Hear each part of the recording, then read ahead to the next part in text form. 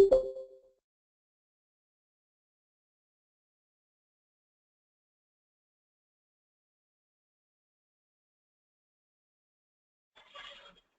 hi. Good evening, Aruna. Kamran Audrey. Hi, how are you? Hello, can you hear me? Hello. Hello, can you hear me? Yes, sir. How are you? Hello.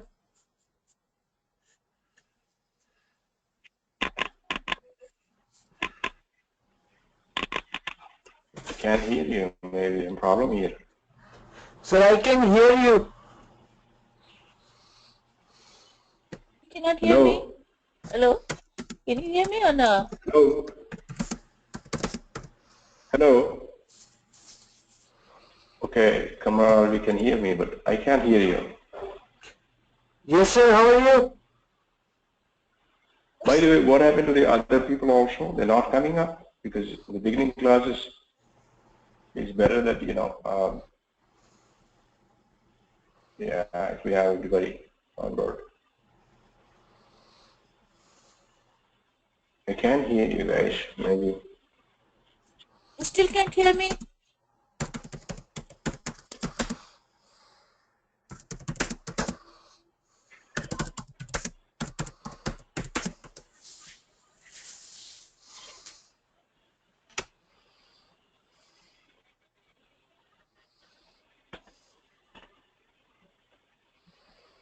Hello?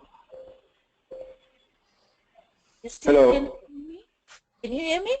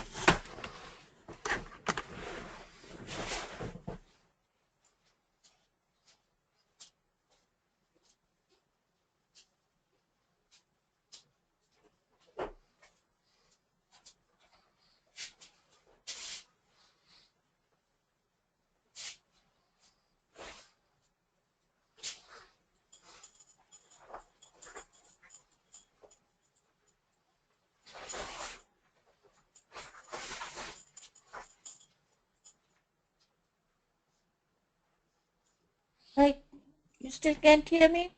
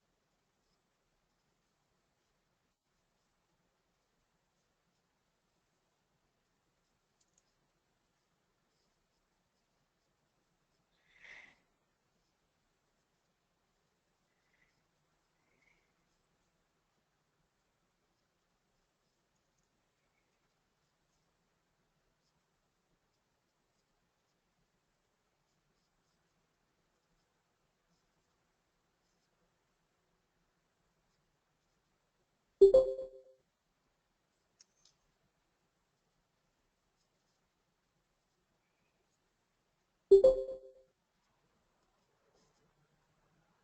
sir. Can you hear me now? I can hear you. Can you hear me? Hello? Hello? I can hear you. Can you hear me?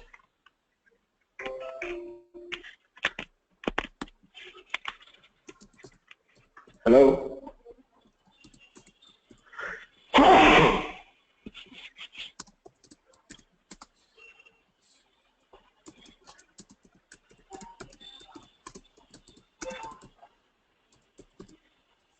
Hello? Yes. Hi. Can you hear me? I think I have some problem with the system or something. I can't hear you guys.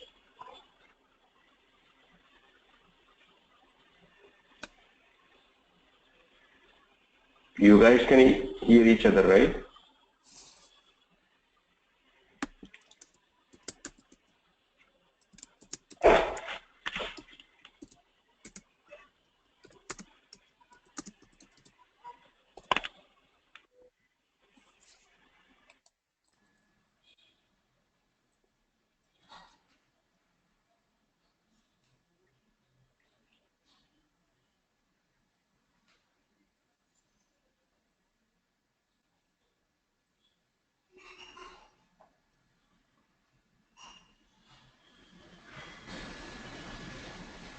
Hello?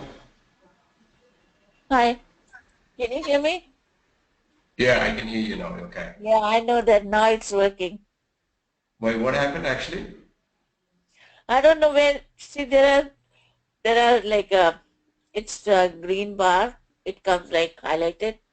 When you can hear me, the top one is highlighted. If you cannot hear me, it's not highlighted. It's highlighted. That means you can hear me. Yeah, it's okay. I'm sorry for this. Any idea about the other participants? No, I don't know. Maybe they just came to check. Because I think in the beginning we have some important classes, but I'm worried actually why they're not turning up. And also, can you please Sure. request the presenter to send to email us the copy of the sessions, like the notes that you were making, the PowerPoints and other things. If we have something, we can go over it and try to learn something from it. But if we don't have anything, we just watch it like a movie, and then next day we come again and we watch a movie. So it's like that. Because it is very difficult. It's difficult sometimes. I mean, whatever you are teaching 100 things out of 100 things, I may forget two, three things. But if we go over the notes, we will remember everything. Yeah, that's right. Hmm. Okay. So what do we do? We start the class then. That's the idea, right? Okay. Yes, it's already I mean, it's already 9:29, so we lost 29 good minutes, so we can start the class now. Mm. And they all know that we will be meeting today, and nobody They said all know that. that, right? Yeah, and nobody said no for that. So Okay.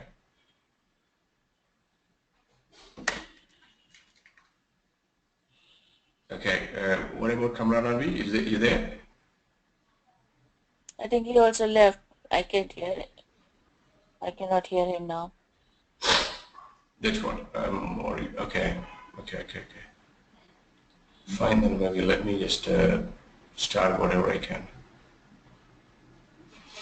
No, he said that he's joining. Yeah, Yeah, he's Ali is studying there. joining.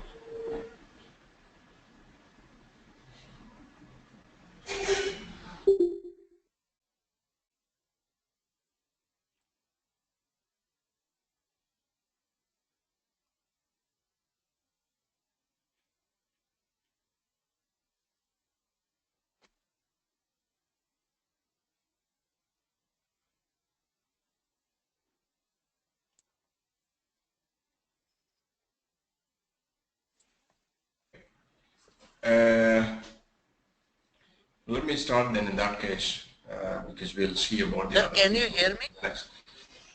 Yeah, hi, Kamran, Audi. I can hear you. Yes. Sir, Ali is How are you, coming sir? within 1 minute. He is just parking the car in my car parking. So within 5 minutes, within 2-3 minutes, he will join. So you can start. Ali is coming again. Okay. Yeah.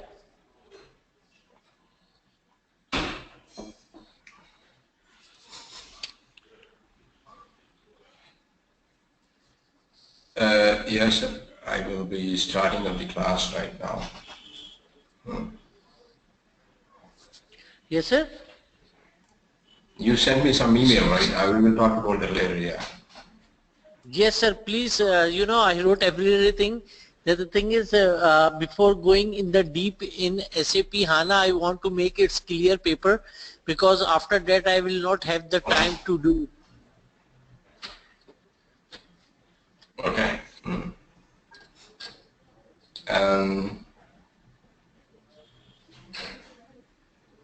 Yeah, let me just discuss, I'm going to put all these slides in the URL so that, yeah, you guys haven't, worked on the traditional ETL tools and, traditional databases. Because hello? Yeah, I didn't make any notes. I thought you will be sending us the No, what? I will put everything online. That's okay. I will put everything online. You don't have to make any notes. That's fine. All these slides, I'm going to put it, in one URL and share it to you. That's okay. But at least, do you know that other people are also coming up tomorrow onwards or no?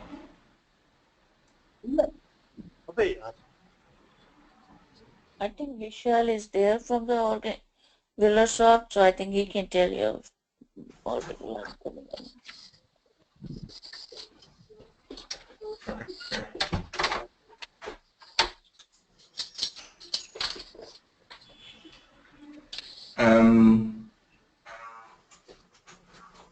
You can see this picture, right? I just wanted to illustrate a little bit from this picture right now. I can see that. Yeah, this is how the typical business intelligence system works before SAP HANA. I can hear some sound.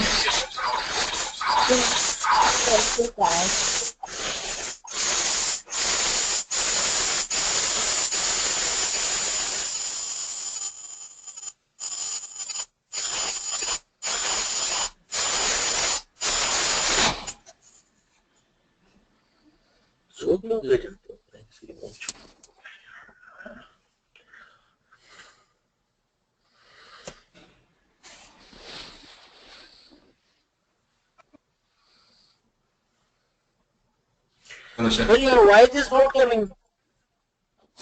Yeah, I'm actually waiting for you because there is some sounds are going on continuously. I thought somebody getting stuck there. Okay. Is that okay set now?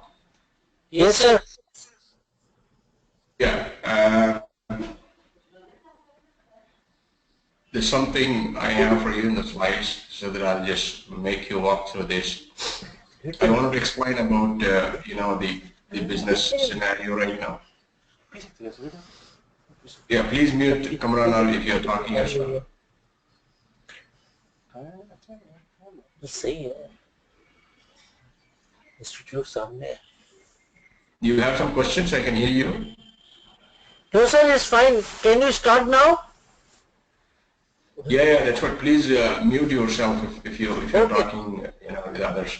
But when you talk to me, please unmute it. Yeah. We actually have the traditional business intelligence system like this before SAP HANA comes. So we used to have a transactional system, which is mostly like a OLTP system down here. It could be your SAP functional modules such as SD, MM, or anything. or it could be, any, Java-based application where you have database underlying, or any transactional system here. And then what we used to have is we used to have ETLs, extraction, transformation, and loading technology-based tools to actually bring this data into data warehouse. That's how we used to do that. And before that we have to actually agree upon what kind of data warehouse we want to build up. Is it the enterprise data warehouse, and are we building up the top-down, bottom-up approach? There used to be approaches also when you build the data warehouse, and we actually move this data, take the copy of the data, and then do the transformations here, bring it on to data warehouse. That's how we do it. And this happens from several other transactional systems, more than one transaction systems, into one consolidated data warehouse. And then we would be building indexes and aggregates on top of this, so that we conduct deeper analysis. So this is the consumption part. We have again business objects or the reporting server here. We would be conducting analysis from this. This is how it works actually traditionally.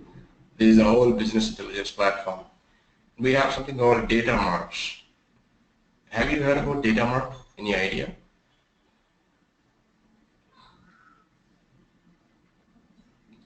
Aruna? Kamranali? No, I don't know what is that. No, sir, I do not have any idea about it. Okay, let me just explain you what is data warehouse, data mart. So first of all,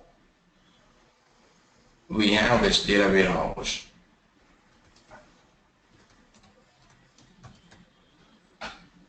Which is actually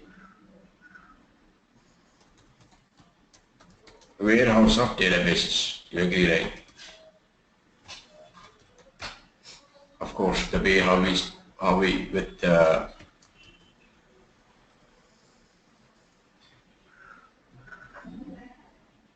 purpose of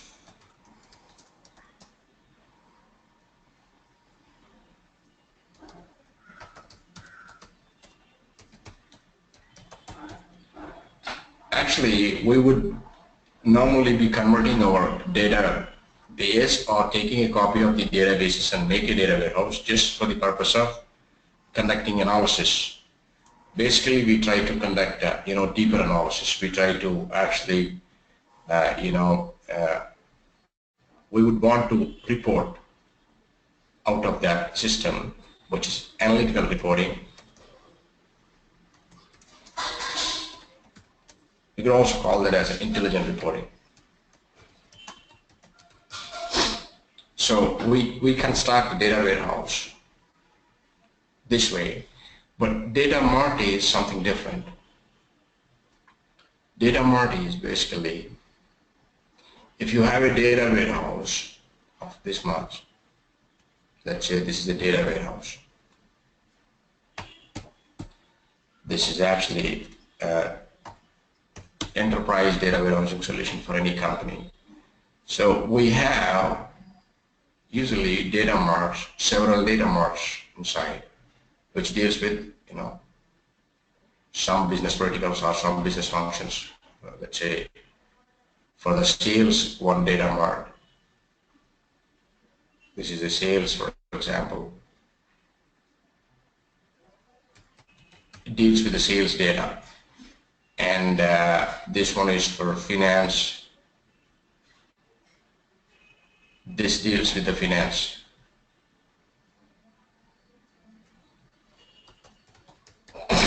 So on and so forth, which means data mart is nothing but a data warehouse, but it has only a limited focus. It is actually binded with certain business functionality, certain group of activities, let's say departments in an organization. If the whole organization, you have a data warehouse, individual departments or data marts. So sometimes your project might not be the whole data warehousing solution. It might be just a data mart, because It's just your focus is on certain functionality, and then it is just limited, but it still qualify as a data warehousing technology because it is data warehousing. So by looking at this, you can actually make individual data marts and then combine all these data marts and make a enterprise data warehousing solution. That is one way. Or you make a data warehousing solution, without looking at these, business functions. That way also we can make it. There are two ways that you can make it. On the other hand, there could be only data marts projects itself because you might not be having so many business functions inside your organization. You just have, let's say, yours is a sales related organization. So what happens is just functions on particular sales things only. So that is nothing but a data mart. So data mart is actually a subset of data warehouse, but it is a data warehouse itself. It qualifies all the aspects that the data warehouse has, but it focuses with only limited functionality, with only that particular function that you are aiming to develop the data mart. Is that clear? Yes. Yeah. Okay. So now, what this picture is saying is how the traditional business intelligence platform works. Because right now, you are here to learn SAP HANA. SAP HANA is one of the finest tool for you to actually implement business intelligence-based solutions projects. So we are actually working with business intelligence platform right now with SAP HANA. So what is business intelligence? Business intelligence is nothing but, the whole thing what you see here. You actually have the transactional data everywhere because every business requires transactional data. For example, all SAP functional modules are transactional systems. They generate transactions. So any system that you take which generates transactions becomes a transactional based system, OLTP. So the idea in business intelligence is you actually make your OLAP out of OLTPs, several OLTPs, and the whole process is set to be a business intelligence until the reporting. Reporting is nothing but consumption. So you consume your reports from this place. So this is the traditional way of working out. We'll see how the things works in SAP HANA. So the data mart here can be also, as you see here, several data marts here. So in the picture, so which means you will also build several data marts. Maybe you may not be building the data warehouse, or you would be having a data warehouse but bringing out all the data marts, or you just build one or two data marts, one data mart for your company, but still you become business intelligence kind of platform because the whole thing is said to be business intelligence kind of platform. But traditionally, the bottlenecks here, what we have is, this system, the transactional system, is in one environment. It has, the rules and then operating systems could be different here. And ETL is something that you would want to bring in, which is again one more tool, one more technology. You require again, server to be installed, and you need environment to be set and things like that. Again, data warehousing, you have to choose one data warehousing technology, of course, with the help of ETL, and then database also you can choose. Otherwise, you can choose, sophisticated data warehousing technologies such as BW, and things will go on, which means you are in a situation where the software environment is different. From one layer to other layer, you have different software environment, and to manage this, it takes quite an amount of effort to manage this particular system, and even to build, it takes much effort for you to build and bring it up to this level. But whereas in SAP HANA, things are much better, much easier in terms of catering all these things. In SAP HANA, everything, all these things, whatever you're seeing is just one box. SAP HANA box can do this. Of course, up to here, but the reporting we cannot do it in SAP HANA. We'll have to depend on business objects, and then aggregates and indexes automatically, at runtime, SAP HANA can make for you.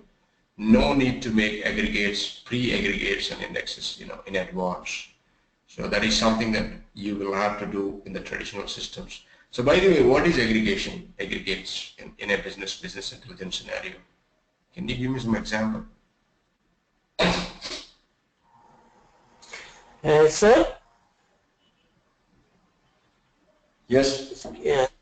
Sir, as you just told that in business, SAP HANA is not used for the reporting, so we have to use BI and BO for this one? Yeah, business objects reporting tools, because SAP HANA does not offer any reports from itself. It is just depending on the other reporting tools, which means it could be SAP reporting tools or non-SAP reporting tools. The best is SAP reporting tools because it's the same product. So SAP HANA inside, see, we only have, let me tell you something. I think there's a time. SAP HANA is just two things we have mainly. This one is a HANA server.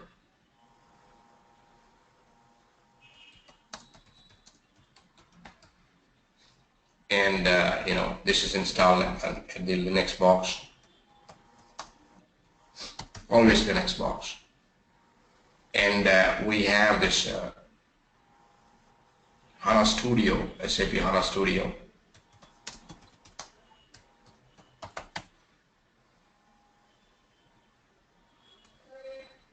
As I said, this is installed at Windows box. Usually, not necessarily, but usually like that. Otherwise, you can also install SAP HANA Studio at Macintosh or your Linux box or anywhere. But we have at least options here to install it. Server always on the Linux box. So we only work here. We just work here. This is the only option that we have to work with SAP HANA. In here, what Studio can do for us is, Studio can do, all the data provisioning, some of the data provisioning techniques, some of the data provisioning. Please please make a note of it here. Not all also. Data provisioning, and it can do data admin thing. It can do data modeling also. That's all. But the data reporting, it can do, yes, but for the only development box. When I say development box, you have the test environment, development environment, and what is the final environment you have?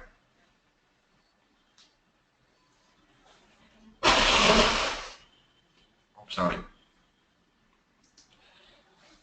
Here, the data reporting, as a developer, you can see how you can actually report out of your HANA box. But the data reporting is not available for the production environment. It's just the development and testing environment. For the production environment, you have to depend on the other tools such as business objects. Mostly it is business objects. So here, SAP HANA Studio, we call this as a IDE, basically, like I said yesterday. Integrated development environment. It has set of tools, n number of tools, all these things, and so many other tools you have inside to manage the whole database itself, and modeling and administration and provisioning to bring the data from the external sources into the HANA box. You have all the techniques and tools inside the SAP HANA. Because anything you would want to do with the SAP HANA server, you require a front-end tool, which is HANA Studio. See, we normally don't go to this place and do the things we do here. There's a communication between these two. So the communication is set to be SQL. Or you can also have MDX, which we'll be seeing it what it is. So the communication is going to be always between these two. So we will actually communicate with the HANA server with the help of HANA Studio, and we want whatever we want HANA server to do, we will request, we will make, process from the HANA Studio so that things will happen at the HANA server. So like I said, the reporting is not available in the production environment from the HANA Studio. So you will have to develop reports from the business objects reporting tools such as SAP Lumina Business Objects Design Studio, SAP Business Objects Web Intelligence, and dashboards, and crystal reports, so on and so forth. You have all that. Is that clear, sir?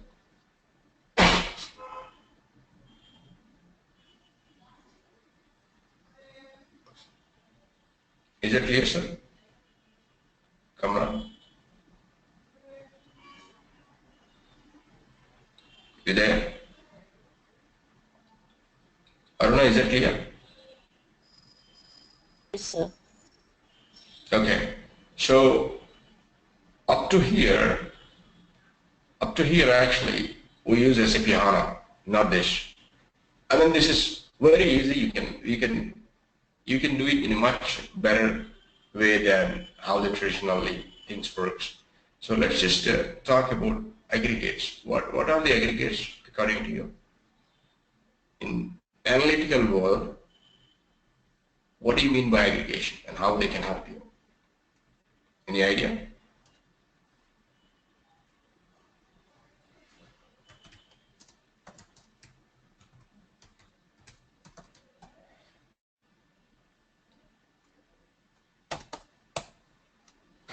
I don't know. Come on. The general meaning of aggregation means like it's a cumulative of a collection of data, like a set of group. Like sum, minimum, maximum, yes. Like that, right? Yes. Average. Mm-hmm.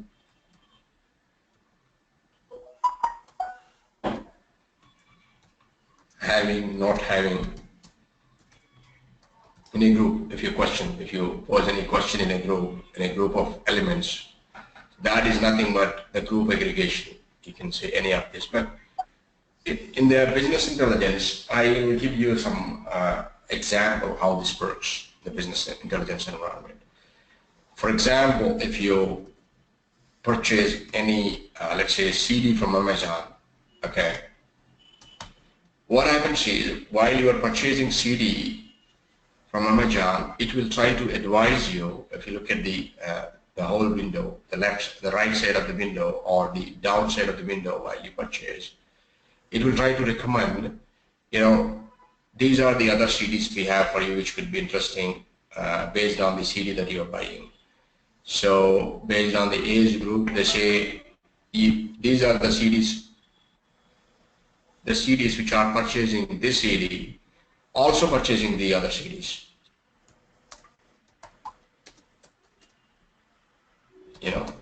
They might group it based on the age group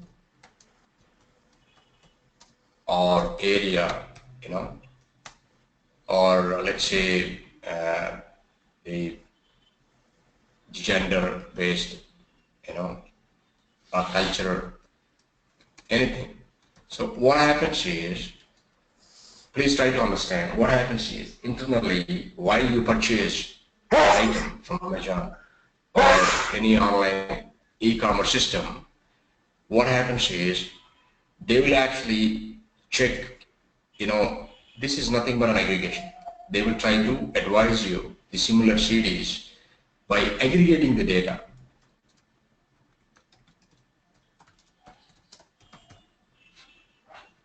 But what is the criteria here? The criteria could be anything. It could be the same age band or age group, or in the same area where you live.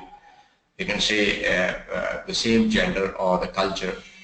So it is very important in the analytics projects that aggregation is a very fundamental key for you to actually process the data while you conduct the analysis. Based on analysis is nothing but you try to dig deeper into the data to find what you want. It could involve data mining. It will also involve data aggregation. also, because you try to split into the groups, or you try to look into the groups, or you try to look into, sometimes patterns where you require again aggregation. So you cannot conduct analysis without aggregation. That's what I want you to remember. There's nothing that we cannot, there cannot be any system without aggregation, any analytic system without aggregation. Aggregation is very important. So that's why they mention here, the fact that why they mention aggregates and indexes is, those are very important aspects in the analytical business world. So you tend to do that quite often. In every step you're required to do that, because you have huge amounts of data. Your deeper analysis objective is to narrow it down. So you're trying to, narrow it down and point to one particular aspect, which is your result of the report that you are looking for. So in that aspect, the aggregation is important. So is that clear? I think you know what it is. I just try to put it with an example. And this is one thing. And right now, he was. This is all SAP material actually in the SAP HANA. We have some things like this which are not very important. They try to explain about the complex landscapes. This is what it is, the complex landscapes. For example, in order to do your business intelligence system, you require several landscapes. This is one, this is one, this is one, this is another one. You see here, there are 4 landscapes your data is traversing through. And if anything fails at one, the whole system fails, isn't it? So it is more, in that way, it is very complex to manage that. And immediate results, and again, you may not be getting immediate results also here, because we don't know the capacity of the system, and then we don't know the hardware capacity of the system, memory of the system. Same way, we don't know the memory of the system and hardware capacity, the sync between these systems. He's actually talking about all these complex aspects, all these drawbacks of the main business intelligence systems that we have right now in the industry, non-HANA systems right now we have in the industry. So HANA is a solution for this. After talking all this, the answer would be SAP HANA, so that you have a best landscape here, and then everything can be managed more easily, and then hardware is controlled, because hardware is given by the SAP itself based on your project database footprint. And then the whole configuration is set based on the number of users that you're going to have on your production system. So all the measures are being taken care before you even the hardware, being placed in your project place. So such measures will help project to accomplish the speed aspects and to deal with the huge amounts of data, whereas these traditional systems, lack on that. That's what they're trying to say here, SAP. We'll see that how that is going to be. Well, I think partly you can visualize that how this can happen in SAP HANA is, we don't have so many landscapes, we just have one landscape here, and the hardware is controlled, and then the software, also technology has several advanced techniques in terms of having in memory, column oriented, massively parallel aspect, and highly compressed and all that. And then aggregates and indexes are calculated at runtime on the fly. You don't have to actually plan, make them, and keep them in the tables for you to attend to the business intelligence queries. No, it just happens on the fly. But we have to learn how this can happen. So, yeah. This is actually, I'm trying to explain a continuation from the yesterday's class that we had. So, the same thing yesterday, I was trying to, we were trying to talk on this about how the bottleneck happens between the traditional system that we have. Traditionally, we have very less RAM here. I think I'll just take a break for 5 minutes. Is that okay? Or not?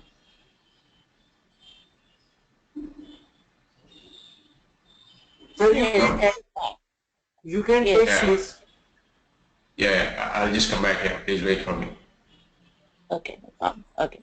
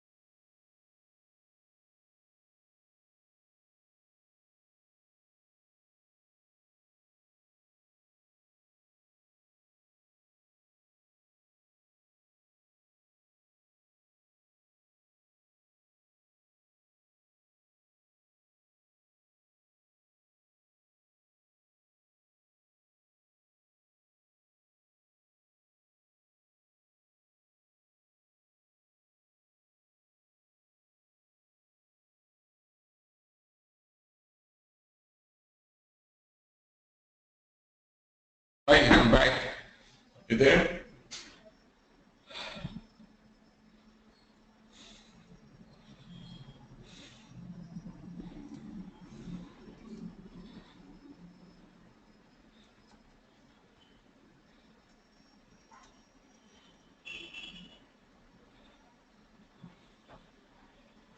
Hi, Aruna. Kamran Rabi. You there?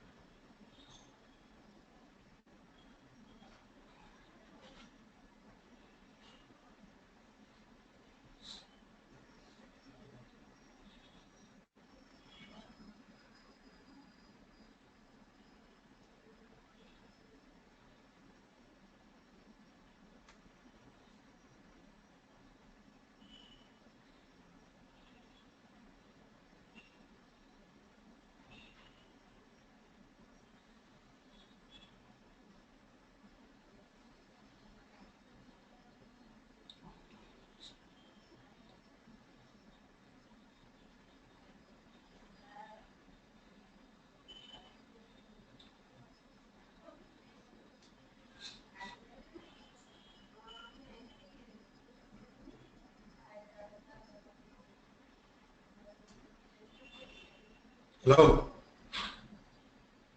Hello?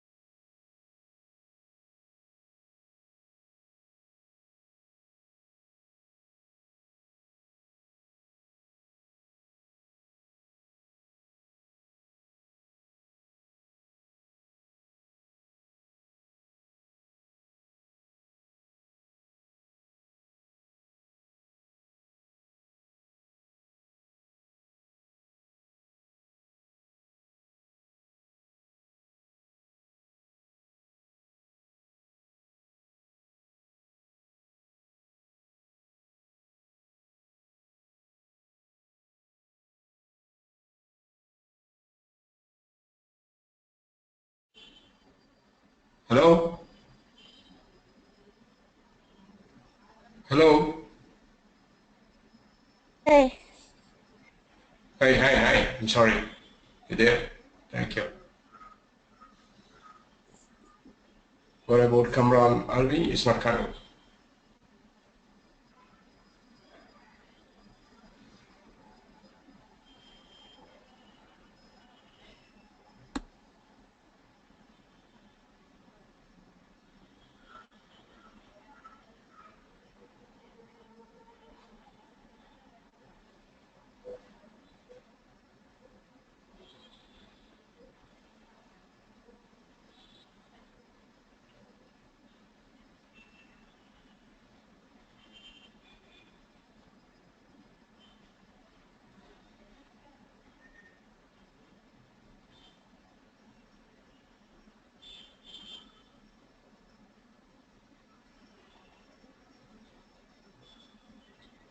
Hi, Kamran. Hello.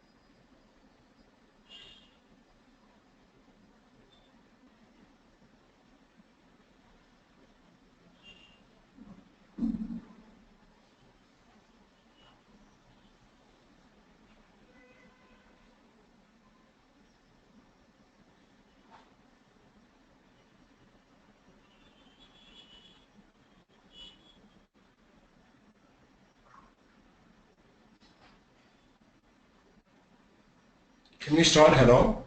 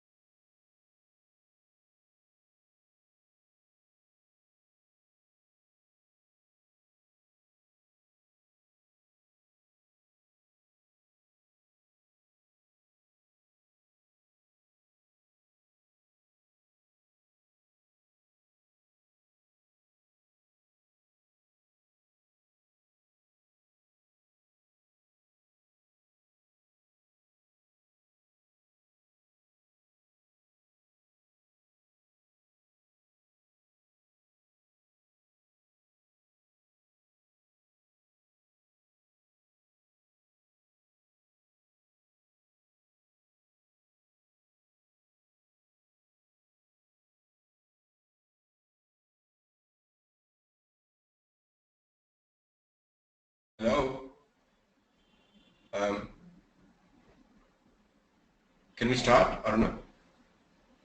Yes, we can start. That's okay. Yes, sir, we can start. Yeah, thank you.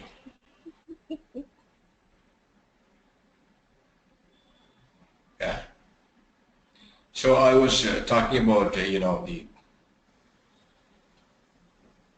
uh,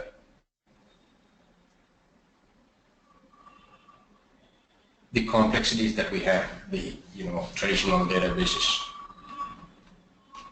Here, if you see this, we used to actually have, less RAM.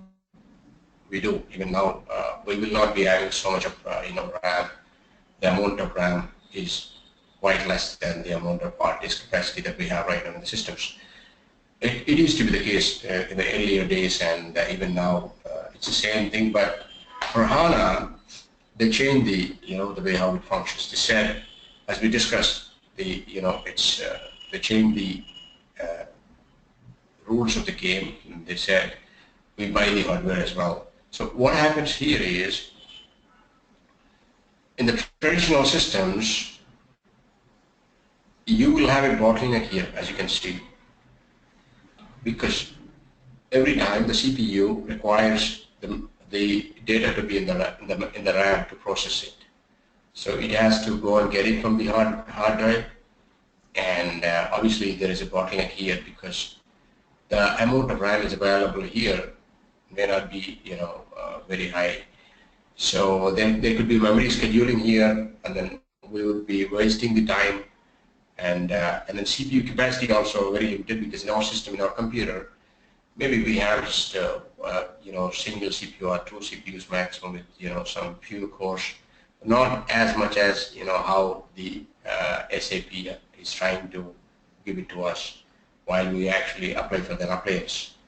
Here the CPU is always, I mean, in the traditional days we never used to look at the hardware situation based on the project and the data, amount of data, and the number of users that we have. But right now it is like the first and foremost point, when we order SAP HANA appliance from SAP or any other SAP certified vendor, the few questions that we have to answer them is what kind of project that we want to implement on that, how big is our data footprint, how many number of users we'll be having, and what is the landscape that we are targeting. Only then they could deliver this. So which is very nice. That's what here we are trying to say. So here you have much more possibilities. You have so much of RAM here. Obviously, the whole data is going to come and sit on the RAM, and you have row and column type tables that we spoke yesterday. You have insert only on Delta, that we'll be talking about this shortly. This. Then we have compression, obviously, and then here we have so many CPUs or few CPUs with so many cores. The parallel processing is the objective here. And of course you have the hard drive as well here, but only for the backup purposes. Here hard drive will not play any role in terms of having that attached to the CPU. No, the CPU attachment is only with the RAM, and the memory is 100% available in the RAM itself. All the data is available in the RAM itself. So it will not go back to the hard drive to fetch the data while processing it. The only thing that it will do is it will try to constantly keep on backup here, so that in case there's any problem with the system, some soft failure or hard failure, anything happens here. The problem is RAM is volatile, and then we are trying to continuously work on this and make changes and then bring new data and then conduct analysis and all that. All of a sudden, if there's any problem, we lose data because the RAM is volatile. So we require some sort of durable mechanism here where you actually have to constantly put the backup here in a continuous manner. So if there's any problem comes, we have a complete backup here. So we'll see how this works. So you got this right. And yeah, let me just go back to our, normally I'll have this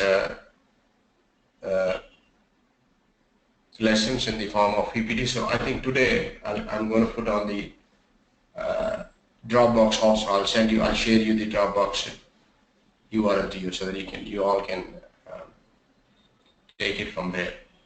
I've already put it, I just have to share it. So let me just go to the database modeling side a little bit, because we will have to cover everything. So let us just learn the other things also slowly, simultaneously. All these things still, we are in the fundamentals of the SAP HANA. We still did not go to the, the subdivisions that I spoke to yesterday, 5 subdivisions. We'll be going there shortly. Before I want to start right now, let me start a little bit about modeling, data modeling.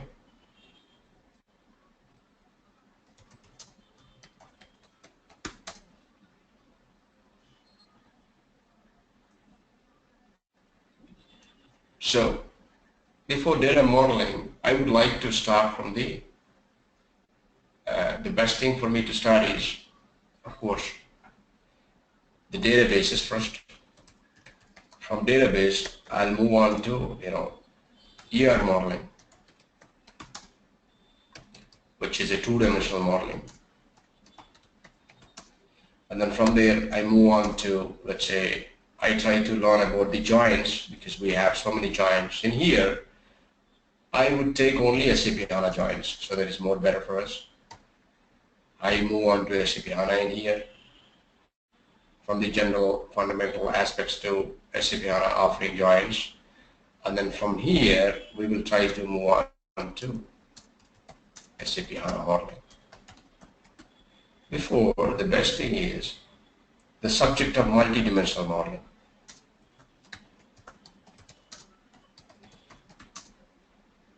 So this is the roadmap for me in the modeling. So that, it's better for you since you have not had any experience in modeling, data modeling. So it is better that I suppose we start from the fundamental databases itself, a little bit about it, and then talk about how the ER modeling works, which is a 2-dimensional modeling anyway. And then from there we move on to the joins, because in the modeling, the essential part of the modeling is when you bring 2 or more tables together, they will have to be joined. So we'll have n number of joins. We'll have to study all the joins. We have to understand them, how they work, in order to use them. And then we move on to multidimensional modeling. Of course, from there, we get into SAP HANA related terminology, and same whatever we learn up to now, we'll be trying to understand how they can be built in SAP HANA. So this is our roadmap for the moment. So I switch to data modeling. Let me just come back to this, the SAP HANA, the basics and the powerful aspects of SAP HANA, all that. So I'll be continuing this shortly. Let me just go into the data modeling first. Hope that is okay, right? So the database, I think I don't want to talk much about database. This is a very fundamental concept. We all know what is database. Basically, database is a software database management system. It is a soft piece of software, and then which will help us to maintain all the related data, which will help us to store the data and easily access the data, and then maintain the data, all that. This database management system helps us to deal with the data. So we have database systems such as RDBMS, and you have other types also, which we are not interested right now. We will only be focusing on RDBMS because right now in the industry we deal with the relational database systems only. For example, SQL Server, Oracle, DB2, and SAP HANA, so on and so forth. We have all these relational database models. We also have hierarchical and network model. But these things we don't talk about it in this course. But if you want, you can just Google about it and learn a little bit about it if you want. But I don't think it is required. So let me just switch into the relational model. So what is a relational database? According to you, what is a relational database management system? So I would say RDBMS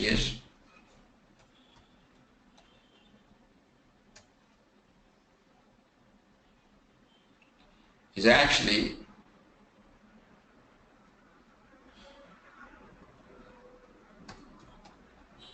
one type of DBMS. You agree? We have the other types, for example, HDBMS. We have another type also, probably network model or whatever. So what is R stands for here? Any idea?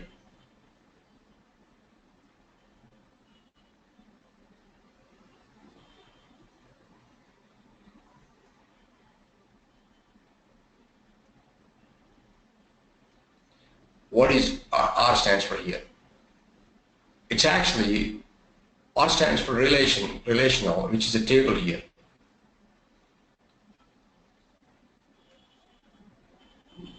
So we have tables, we have set up tables. We only have the tables, nothing. You cannot have a, let's say, a sentence in the relational database without being put inside the tables. You cannot keep any data which is hanging around without having inside the table. So it's just the tables. Everything we talk about in RDBMS is just the tables. So which means we have to learn the rules of tables. We have to learn, how they can be formed and how they can, interact with the other table if we have more than one table. And of course, this is going to be a join.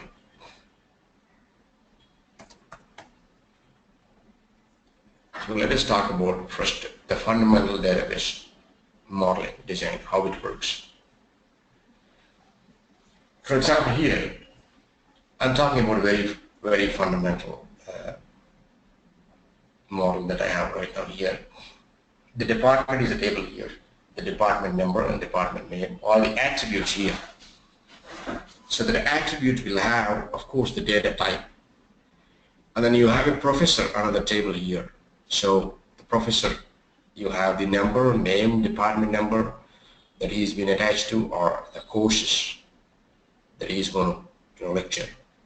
So you have the course table also, where the unit description is also there in that, and the student also you have. So what happens here is, for example, I'm trying to organize my college information into these tables, where I have departments, where I have professors, where I have courses and students, and all these are communicating to each other. So there are joins between the department number here, which is there in the professor table also. So there's something called primary key and foreign key. I hope you have an idea on that, right? Because we'll not talk about this once we get into the SAP HANA. That's why I'm just trying to take it out right now. You have the idea of how the primary key and foreign key works, right? But learn, come on.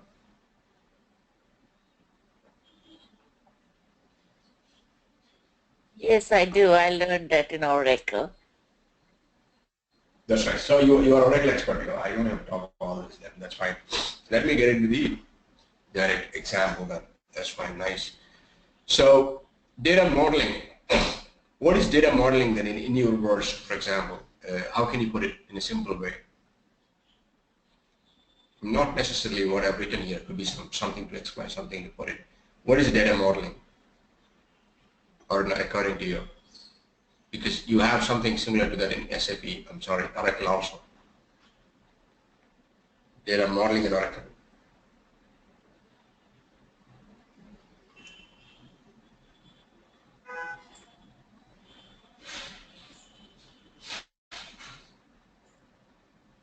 See, there are several aspects of the data modeling.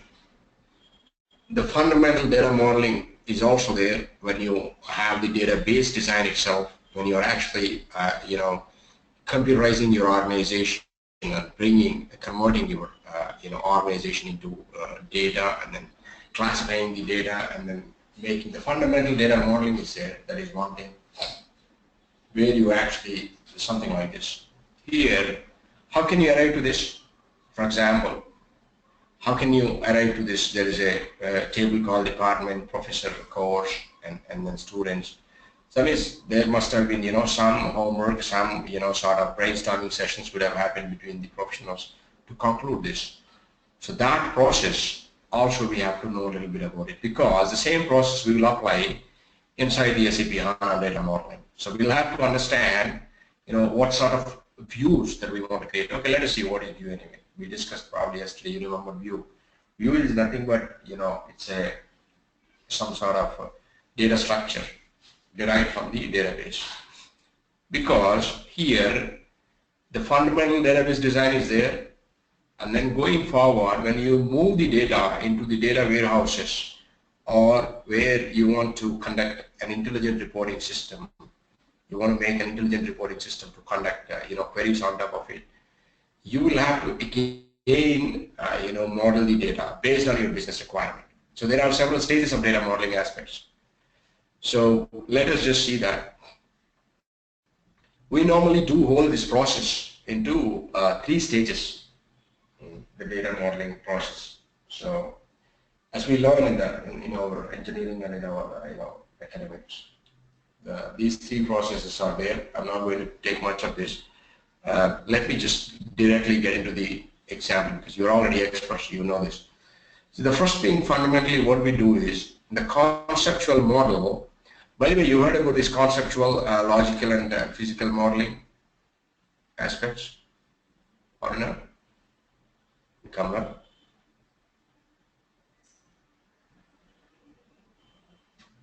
Can you say that again, please? Sorry? I didn't get you. What? I mean, you asked something. I couldn't hear you properly at the end. No, my question is, have you, do I have to emphasize this, how it works, conceptual and logical and physical, or can I move forward? Because you are already working with the Oracle, right? So I assume that you may not be required this fundamental, basic things. Sir? Yeah, please. Sir, what I suggest that is better that if you work on SAP HANA server and show all the activities, because this theoretical concept is easy to understand, because little bit I work on BI, so I know that about the data reporting and modeling. No, we'll be going there. I still did not have a HANA server access, obviously. So if you are sure, I'll be taking you to the complex structures also. If you are sure this, I'll be taking you to the multidimensional modeling. That's what I want to ask you. It's not very simple going forward. This is a simple, but the next slides are not simple. So okay. You want me to show the multidimensional. If this is a 2-dimensional modeling that you would be doing it in your Oracle or SQL Server and other things. But the data warehousing modeling, I'm sure you may not be knowing it, because you do not have the data warehousing experience, right? So when we say modeling, I'll have to show you all the aspects before I take you to the SAP HANA Studio, because once I get in there, I'll be just implementing. So you have to know the concepts, you know what I mean? So this, the way okay. Proceed like this, no problem. Yeah, do you agree or no, what I'm talking? Yes, sir. Yeah, okay. So, see, what we do here is normally, okay, let me just switch to joins first before I go into the multidimensional objects. See here, what I'm trying to do is, when we have a concept, the difference between these 3 stages is, the first one is, we have all the tables as black boxes here. First, we aim to make a time table, and then product table, sales table, store table, and then at this level in the conceptual design level, we'll not be having the attributes here. So in the logical model design level, we'll be bringing all the attributes. So that is the difference fundamentally, to tell you in simple words. And then the physical modeling, the only thing that applies the difference between physical and logical is here we try to decide on which database we are going to bring this data model physically work. So we decide the attribute data types here based on the language, the software language, the database, DBMS, RDBMS system that we choose. So every RDBMS has its own, syntax and things like that. So this is how it works. This is a fundamental thing. So I'm not going to discuss much. So before I go into the,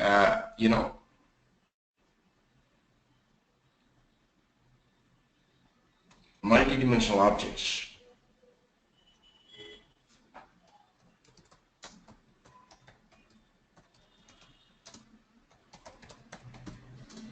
Okay, now I understand you guys have the experience in the ER modeling.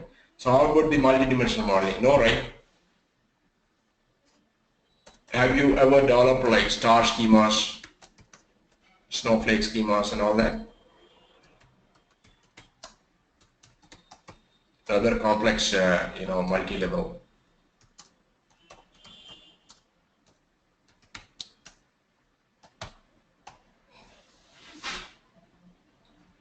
So this thing, I think I should talk to you right from the basics.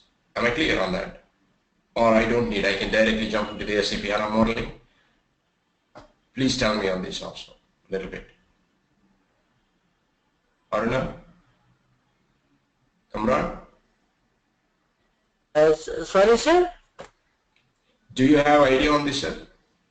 No, sir, I do not have any idea on it. Okay, so we have to learn this before, because the assumption is you have to know this before we jump onto the SAP HANA, because we do both ER modeling and multi-dimensional modeling. We should know this. That's why I just want to ask you. Same, Aruna, right? You have to learn this, right? Yes, I have to learn this.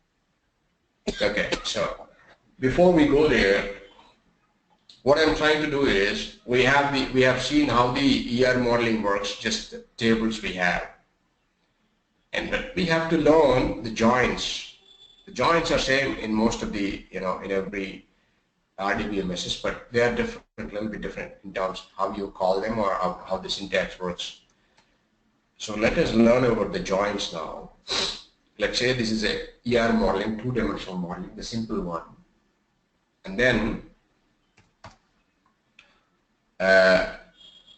from here we learn the joins. After that we move on to multidimensional modeling.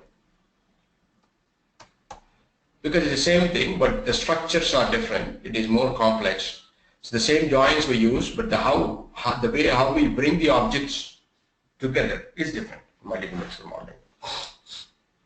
So let us learn the SAP HANA joins right now. I have a question. Is this that was? Can you show me that this is this start schema or star schema? This one. This one you mean? The first one you read? No, sorry. I'm wrong, I think. Yeah, you're right that you pointed me. It's actually star schema. Thank you. Fine, right? It's actually star schema. So these are the fundamentals of the data warehouse modeling. Since we have database modeling and data warehouse modeling in SAP HANA, it is better that we know this before we jump onto the SAP HANA technology, because the same thing, we have to apply SAP HANA terminology. If you know the ER modeling and multidimensional modeling, the SAP HANA modeling is very easy for you. It's just the terminology. But if you do not know, we have to learn this first. That's what I want to say. So now we learn about the joins first before we jump on to the multidimensional modeling, because you know that ER modeling, I understand you already know the ER modeling, no need to explain that. So the only thing is we need to learn these joins. So let us just see the joins. What kind of joins we have in SAP HANA? We have several joins in SAP HANA. So what is inner join right now here? So what is inner join? Inner join is something that, for every join we have two tables. Left side of the join there is a table, and right side of the join there is another table. So we try to bring a join of those table A and table B. So the inner join means it will bring all the common records which exist between table A and table B. What does it mean by common records? Common records, when I say, if I have an example also here. If, your record here may not be having the same attributes on the other side of the table. Obviously, they'll not be having. Only then you will go for the join. If there are same attributes, obviously you don't require. These two are different tables, but you have common attributes. So based on the common attribute, what you try to do is you try to find out the common records, common elements. So only those common records you will bring into the result set, which is output. Inner join works like that. Inner join always works from left to right.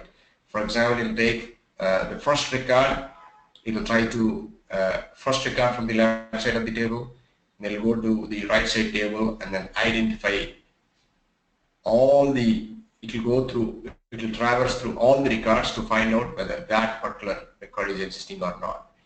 If it is existing, it'll throw it into the result set. If not, it'll just go to the second record of the first table and then try to point out to the right side every record to find out. That's how it works. So it is very expensive because the cardinality here depends on the the number of columns, number of rows you have. If it is, let's say you have 10 rows in the left side table and the 10 rows on the right side table, you have 10 into 10 or 100 traverses it will do, in order to compare all the data and then bring the result set. So this is how inner join works. We'll be using this inner join when we make two-dimensional and multi-dimensional objects inside SAP HANA Studio. So you have to know that, because when we actually bring any of the join between two tables, we have so many joins, right? As you see here, we have about 9-10 joins here.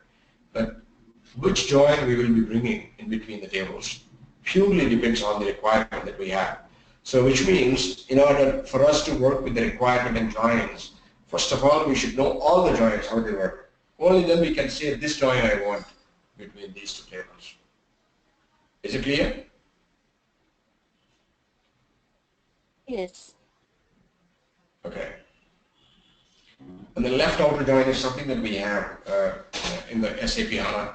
Right now, see, I'm trying to discuss these things, general things, but I moved into SAP HANA already because there's no point talking about general joins. Let us talk about the SAP HANA joins. All these are SAP HANA joins because we'll be doing SAP HANA modeling, right?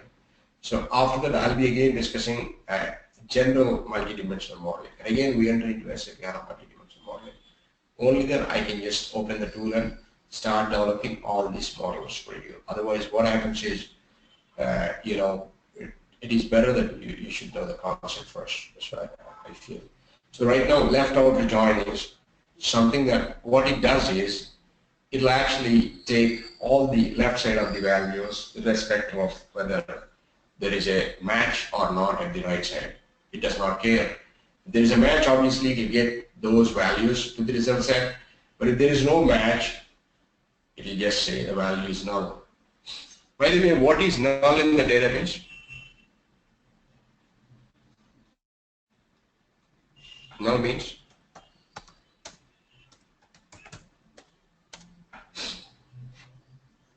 I think you know it. I just want to remind you because sometimes we make mistakes here.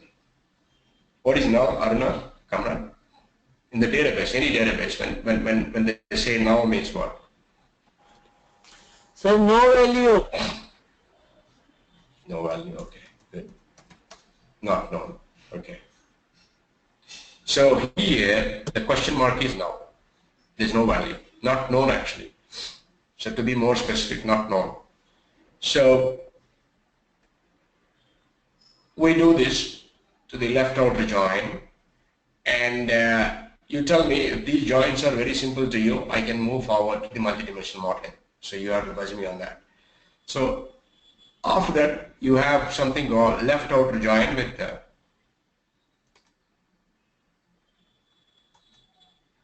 now. What happens is here, you get the table entries which belongs to left side, since it is a left outer join, where there is a null in the right side of the table. That is what left outer join is now.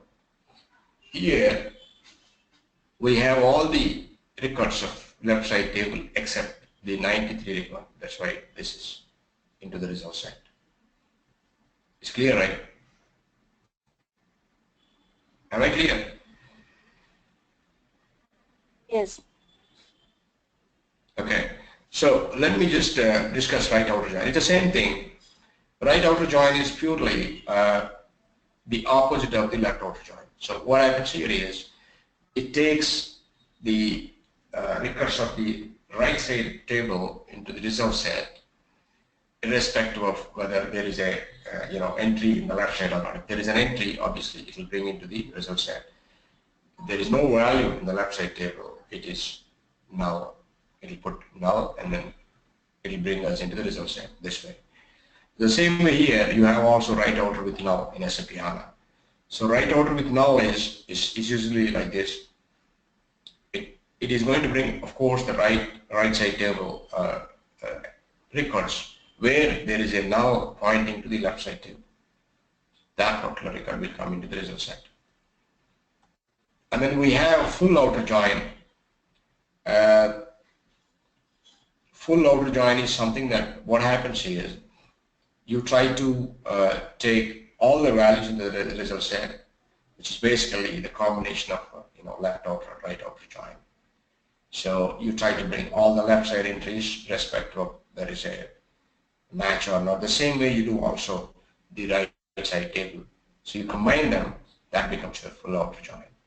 The interesting thing is here, full outer join, nulls in either side of the table becomes more interesting here, which comes like, the left side table entries where there is a null pointing to the right side, in the same way the right side table entries where there are null values pointing to the left side. So this situation is said to be full outer with the nulls in either side of the table. We also need sometimes this one.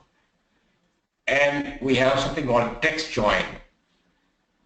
Text join is very interesting. We use quite often in SAP HANA. So text join is something that when you have product name or something, example here is product name I gave. So you might want to deal in your project, several languages, isn't it? Your project client might ask you to deal with, 3 or 4 or 5 languages. So what you do is you try to provide a description in those languages for him.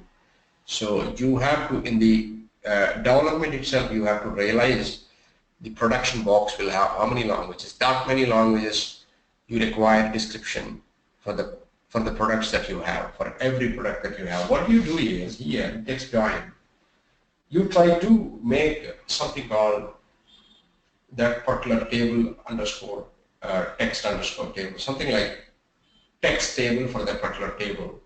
In that, what you do is you try to introduce 3 columns. One column is the column that you are actually looking for a description.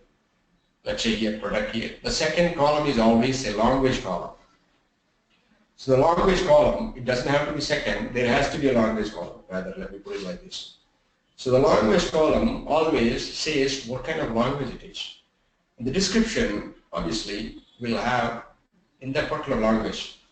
So if I do like this, for example, if I have 5 products and 3 languages, I will have 5 into 3, 15 entries in the text table. Whereas I will only have the 5 entries in the product table. So you got me. So this works. We have to, based on the language is a key here. Based on the language, it will pick up the descriptions. So this is a text join. Any questions on this?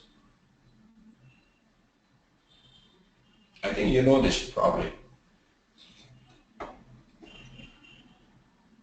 Kamran or no? I don't have any question. Okay. You taught us, it's clear to me. Yeah, because it's just quick. I think it will be more clear when I use this. Even some of them when you're not clear, you can still hold that doubts sometimes if you don't want to ask. It will be more clear when I'm at HANA Studio and trying to explain you with the examples that I have. It will be more clear to you. But this is how it works. We require these joins. Okay. And a very important join I have here, I wanted to ask you, what is the referential integrity in the database? If you understand that, so it's very easy to understand referential join, because this is a little bit tricky, referential join is. What is referential integrity in any database?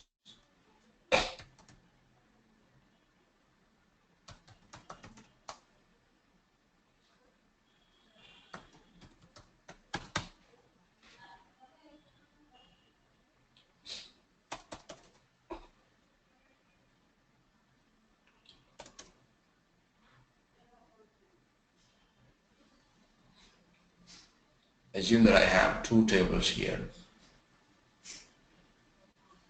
You know, this one is employee.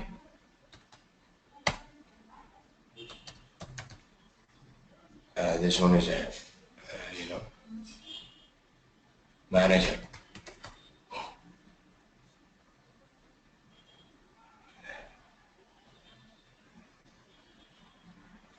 Okay. Referential integrity, what happens is there is going to be a cascading effect. You heard this cascading effect before in Oracle?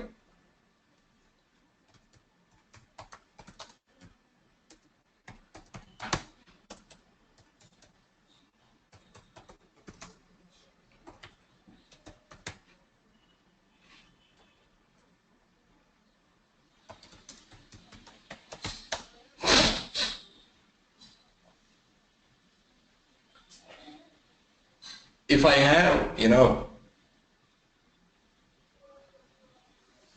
we can say these two are said to be referential, having referential integrity when, when I have the foreign key of the employee in the manager table, the primary key of the employee is in this table, and they're pointing each other.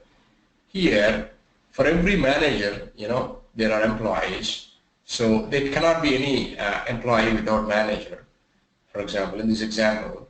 And what happens when I delete the manager here, all the corresponding employees have to be deleted, because there cannot be any employee without manager. So that coupling, that bondage is said to be a referential integrity between these two tables. You require it in some of the business cases.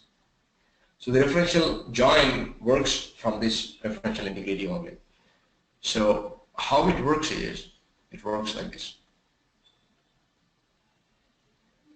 It works in two separate joins.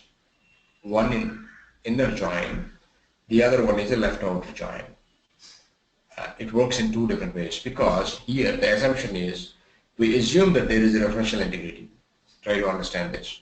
But there may not be referential integrity between those two tables, right? Obviously. But we assume that there is a referential integrity, and then we try to apply this referential join. When we apply this referential join, what happens is, when we are trying to take result set from the right side table as well, along with the left side table, what happens is this works like an inner join. It only gets the common elements. But when we are not taking any field from the right side table, it just works like a leftover join. Is it clear?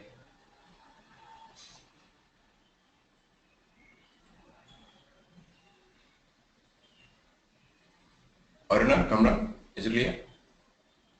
Yes. Okay. Sir, I am here. Yes, sir. What? I didn't hear you. You said something? Sir, I am here. Okay, okay, fine. So we have another one called temporal join, which is like, it is a time-based join. For example, what happens is when you want to, verify, let's say you have a date in your table, you would want to find out if that date, comes in between these two, or that date excludes this or includes this. If you want to try to find out that, for example, some contract date you have to find out in your, with the customer's contract date versus the other aspects that, so it always deals with the dates, time related. So you will have always the from and to, and from the other table you have that the date, which always look for whether the date comes this side, before this, or after this, or inside this. The options are like that for you to find out exactly where you are standing at. So this particular type of table is join is called temporal join, and that's all. So probably we can just enter into. There is something called dynamic join that I'll be showing you probably in the HANA Studio. The spatial join. The spatial join is nothing but I think you guys worked with the geographical information system before. Like you have this two-dimensional objects with the longitude and latitude. Points, the line strings. When you have 2 points, if you bring those 2 points with the line, you have lines, you have polygons. So all these are the on the space we have geographical information data. When you deal with geographical information data, you have something called space join also. So I don't think I'll be dealing with this. If you want, you tell me. We can also deal with this with example. So I have examples for the other joins. This is just a spatial related join that we have. For example, to find out that particular point is inside that that the street, or that a particular point comes left side of that road or right side of that road. When you deal with the geographical information related data, you require this. So I think that's all for now. We finished this. Let me just show you. We finished the joins. The next thing is we have to move on to the multidimensional model. Before that, because as Kamran is saying, let me just show you how the SAP HANA server thing works. I still do not have the server access from the organization, but I have some other access with me. I'll show you. See, normally what we do is we try to do MSTSC and then try to log on the remote server like this. Okay. And then we have to probably give IP and then credentials. Here, I've already given to somebody's used this one. We'll be getting, all these details, server details. You, me, we all will be getting server details and credentials also to log on. This one I'm just showing some of the temporary connection that I have right now for you, just to show how it works. So I log on here. Yes, this is a remote system. You see? This is a remote system. I logged on to this. This is basically a Windows NT system, Windows server, in where, like I said, you have HANA Studio installed. You have other tools such as information design tool, other business objects reporting tools, and all these things, SAP of course, ERP, all these are installed in the system. But whereas the HANA server is in the Linux box, but this system has connection to that. So we'll be operating on this HANA Studio. Most of the time we'll be operating on HANA Studio. Let me just list out what are the tools that I will use in my course. I will be using SAP HANA Studio. Mostly this is the main tool, 70%. I will be using business objects, data services. I will be using information design tool and SAP landscape transformation server. This is an extra tool, another one. I'll be using the DXE. This is from the embedded BW. We have this tool.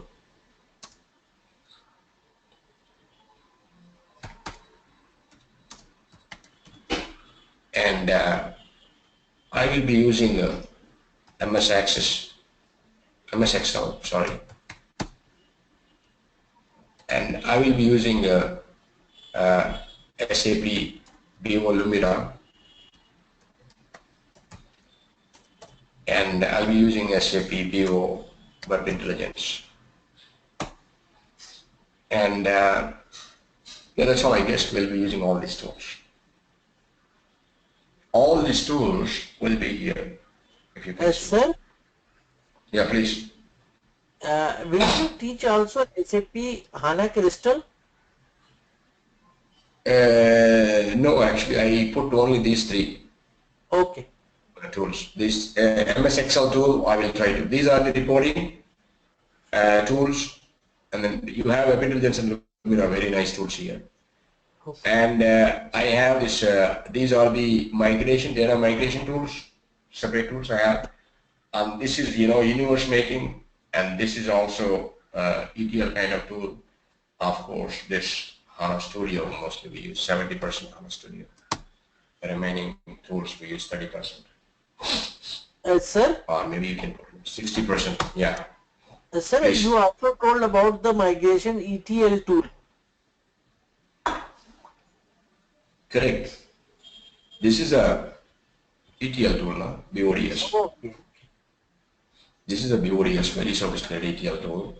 This one also kind of ETL, this one also kind of ETL, DXE also. In the HANA Studio, we have SDA, that is inside the HANA Studio, that is also kind of ETL. But actually, we should not call it as a ETL in SAP HANA. They say data provisioning, and the data migration, data replication. What is the difference between data migration and data replication? Any idea?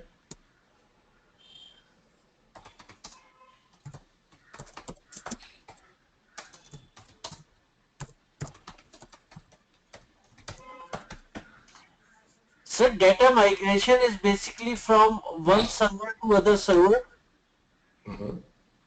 Okay. And data replication is within the one server from one module to another module. No, sir, not like that actually. It's like this, sir. Data migration means it happens only, like a batch. You just migrate one bunch. And again, when you want to migrate, you will have to, again, use the same technology and then migrate it or some other technology. It just happens one time. While you do it, you will have to extract the data and then you do the transformations and then you load it. You make it like one process. Data replication is not like one process. It will be like, going ongoing process. First, it will have a delta also. First, it will bring all the data. And then, it will bring the delta also. Delta as changes. If any change happens, it will just keep it as a delta rather than bringing like the whole bunch. So data migration does not keep any checks how much data it is bringing and all that. Once you complete the process, it is over. The next data migration aspect is new again. You will have to deal with the same way. It will not know how much left side, the source side data is available in the target side. No. Once the process is over. But data replication, it will know. It will record all the details. And then it is an ongoing continuous process. The changes, it will keep it as a delta so that only the changes you can bring it to the target. You know what I mean? That changes could be real time or near real time or could be a batch also. So that is replication versus migration. Okay, right? So now let me just show you a little bit about this. This is how the server works. All these fields, this one is the BODS we use. This one is UDT, the old one. We have IDT, the new one. This one we use. This one we don't use because that's an old one. I'll talk about all these tools. As I said, these are the tools, and I will be putting all my slides into Dropbox. I'll send you email right now. I think sometime today. But I have all the things here. All the PPTs. Yes, whatever. Maybe I'll That share initially. is very important. So if you can put it in the Dropbox, it's going to help us to study. Yeah, it's very important. I have so many things. That's why I normally share slowly after having a couple of classes. All the PPTs of all the classes, extra also, there will be some extra PPTs also to deal with S4 HANA and all that, and PDFs from SAP. All the things I'll have it, I'll share it, that's okay. Okay. And yeah, and in this, the tool will be like this, we'll be working on this tool. So you just have to enter into the SAP HANA like this. But first of all, I need to get these details from the training organizers. They still did not give me these details. You and me, we all have to get the traditional. Sorry? They did not provide the server access to anyone. We are still waiting for that. Yeah, they will provide exactly. So it'll be like this. Let me just log on first and show you what it is. Okay, I think this is down right now.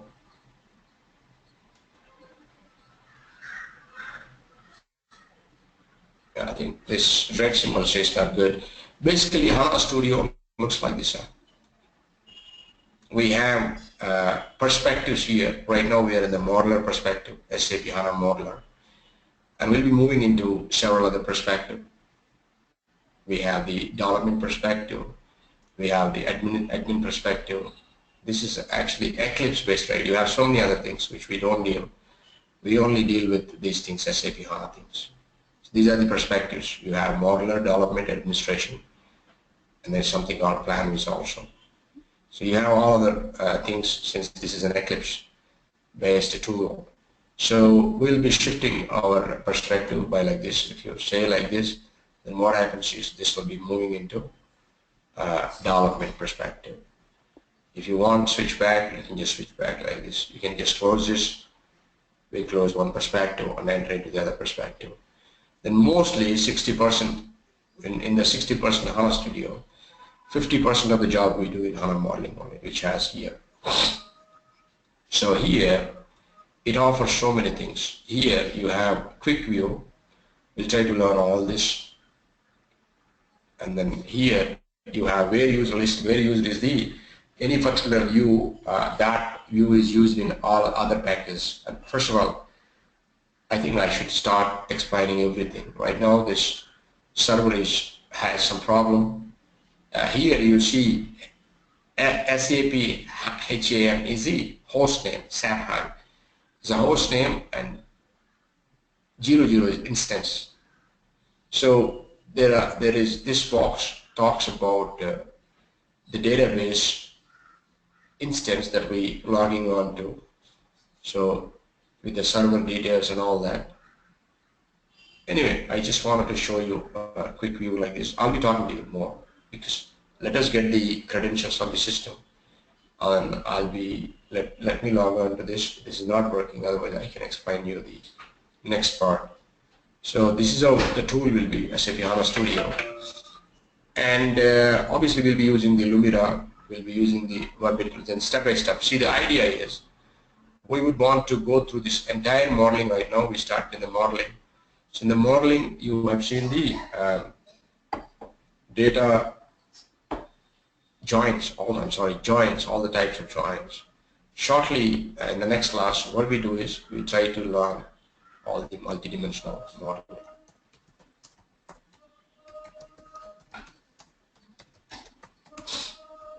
This is our next agenda, which is a little bit fun, concept.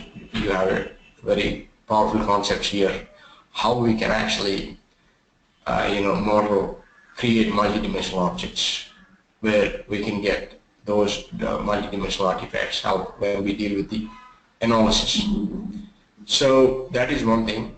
And okay, so what I will do is I have put all these slides in my Dropbox. I'll be sharing you. And any questions? Because I do not take so much of class today because the people are missed. Maybe they'll be seeing the video also, but better I interact directly. I don't have any question as of now, but I'll go over these things again. It's like this. I will be showing you these things like this. For example, I will be taking you to this sort of things. How you can develop this. For example, you heard cube before? I think Kamran knows it since he's a reporting consultant. You heard the cube, sir, Kamran? Sir, basically I heard about the cubes because I work as an end user for BI. So I know that data is stored in server in form of cubes and the QDs are prepared by the IT people. So my role was only to generate the reports by using the QDs. Nice. And then do you know how to create a cube? No, sir. Yeah, that is something that we will learn in the next class. So you should be, please ask me.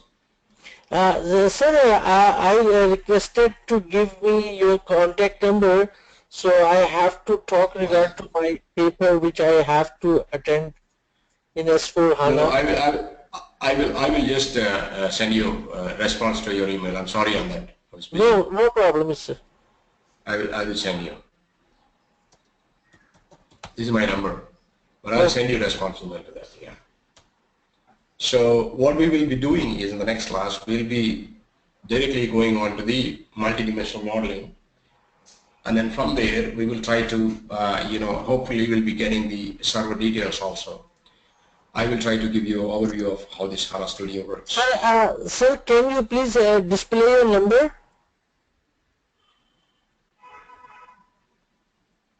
Thank you, sir. Yeah. Okay. So that's all for the day. Any questions? Sir, can we get the recording today? Because last day we didn't get the recording. No, he sent you right email. I think I see that I received an email. Recordings email is coming up to everybody, isn't it? Yeah, you should be getting all this as well. Okay, sir. I have a request. So, please. We should, can we start the session on time? Like I'm here in US, it gets late. It's like 11:20 now. And I go to work in the morning. I leave like 6:50 in the morning. So it's very tough. Yeah, kind of difficult for me. If we get late, we start late, then we get late. Correct. Okay. Okay, sure. I'll do that. I'll be there by 7:30, please. I'm worried about the other guys actually today. Yeah, the organizers also should give me the. I'll talk to them. I won't direct. I'm getting always this meeting ID and all that, rather than that. I create meeting ID and pass on to them. That's more better. Yeah, today we wasted like half an hour. So our session started like instead of 9, it started like 9:30. So if we can start on time, we will be able to. I mean, I don't mind going beyond 10, 15 minutes beyond, but I understand. Yeah. We should try to be on time. That's right. That's nice always. Yeah. That's okay. Please, thank you. Okay. Thank you. Thank you, sir. Bye. Bye.